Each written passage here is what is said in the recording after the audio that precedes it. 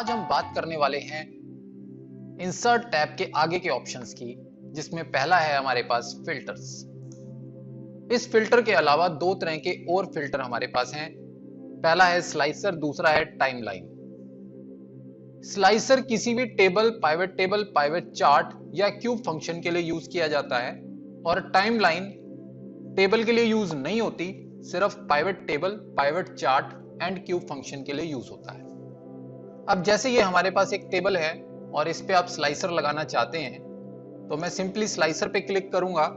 Slicer का फायदा होता है, ये एक प्रकार का फिल्टर है, थोड़ा एडवांस है। अब यहाँ पर ये सब ऑप्शंस आ गए हैं, इनमें से कोई भी एक फिल्टर आप ले सकते हैं या दो ले सकते हैं। इसको यूज करना आसान है, इसलिए इसकी यूटिलिटी बहुत ज्यादा है। अदरवाइज ये काम तो इसी फिल्टर की तरह ही करता है।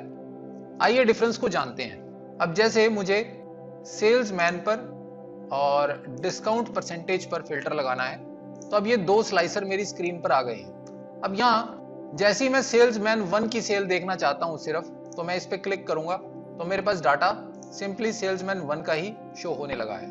और दूसरी तरफ मैं सेल्समैन 1 की सिर्फ 10% डिस्काउंट वाली सेल देखना चाहता हूँ, तो एक क्लिक मैंने यहाँ किया, एक यहाँ किया। कितना आसान है ना यूज करना। यानी इसको यूज करना बहुत ही फास्ट है, इमीडिएट आपको रिजल्ट मिलते हैं। वहीं अगर उसकी 0% की सेल देखना चाहता हूं तो यहाँ क्लिक कर दूंगा। एक से ज्यादा देखना चाहता हूं, जैसे 0 और 20% दोनों में देखना चाहता हूं, तो मैंने कंट्रोल प्रेस करके क्लिक किया है। अब मैं 0 की नहीं देखना चाहता तो मैं कंट्रोल प्रेस करके रखूंगा। अब मैं देखना चाहता हूं कि 15% और 20% पर कौन कौन सी सेल्स क्लोज हुई हैं, तो इधर 20% पे मैंने क्लिक किया है और इधर 15% पे मैंने क्लिक किया है। जैसे कंट्रोल रिलीज करूंगा तो मेरे पास डाटा आ जाएगा। वहीं मैं सेल्समैन 1 प्लस सेल्समैन 2 की देखना चाहता हूं, तो वापस से कंट्रोल प्रेस करूंगा और इस पे क्लिक करूंगा। जैसे ही मैं कंट्रोल रिलीज करूंगा मेरे पास डाटा आ जाएगा। फिल्टर को क्लियर करने के लिए ऑल्ट प्लस सी हमारी शॉर्टकट की है, या इस पर्टिकुलर बटन पे क्लिक करके भी मैं फिल्टर्स को क्लियर कर सकता हूं।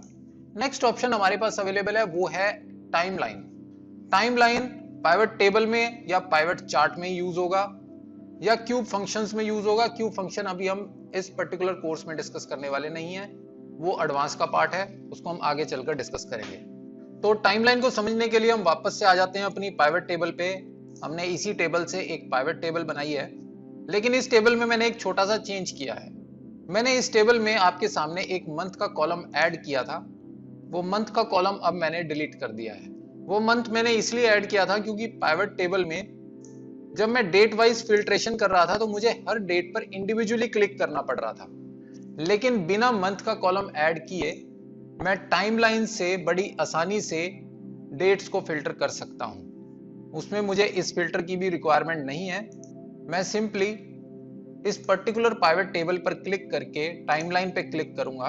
अब यहां देखिए, इसने ऑटोमेटिकली इस फील्ड को पिक कर लिया है, डेट वाली फील्ड को, बिकॉज ये जानता है कि इसमें डेट्स दी गई हैं, और इसको मैं ओके कर रहा हूं। अब ये मंथ्स आ गए हैं मेरे पास 2019 जनवरी से लेकर दिसंबर 2020 तक के। इस टाइमलाइन पे मंथ्स मुझे शो हो रहे हैं।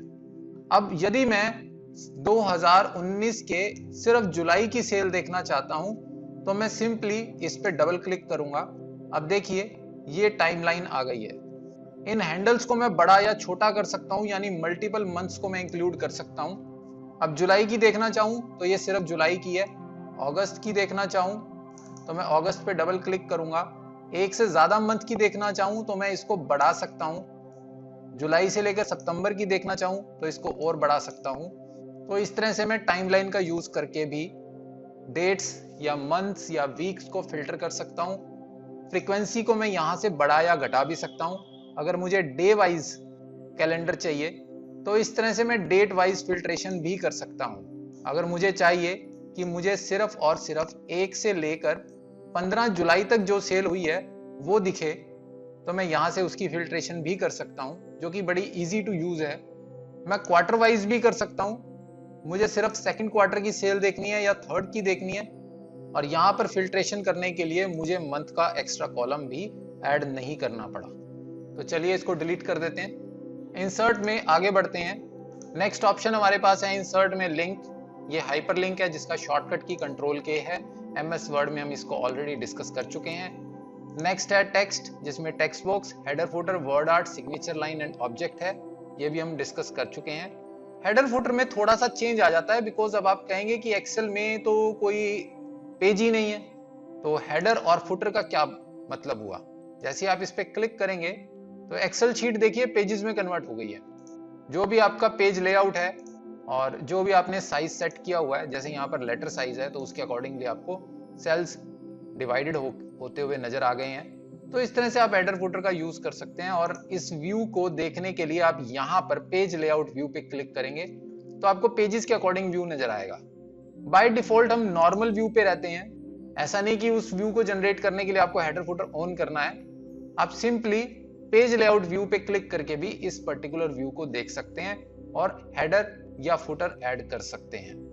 वापस से नॉर्मल व्यू पर आ जाते हैं, आगे बढ़ते हैं। इक्वेशंस, ये वही इक्वेशंस है जो हमने एमएस वर्ड में डिस्कस की थी। आप कहीं पर भी इक्वेशन लिख सकते हैं, कोई मैथमेटिकल फॉर्मूला आपने लिखना है तो वो सब आप इस तरह से लिख सकते हैं। और सिंबल भी आप किसी भी सेल में सिंबल्स को इंसर्ट कर सकते हैं। ये पूरी लिस्ट आपकी ओपन हो जाएगी सिंबल्स की, सेम उसी तरह से जैसे एमएस वर्ड में हमने किया था। और शॉर्टकट कीज भी हम यूज कर सकते हैं इसमें, जैसा कि मैंने आपको वर्ड के केस में बताया था। तो इसी के साथ ही इंसर्ट टैब कंप्लीट हो जाता है। नेक्स्ट वीडियो में हम बात करेंगे पेज लेआउट टैब की। तब तक के लिए धन्यवाद। Thank you for watching.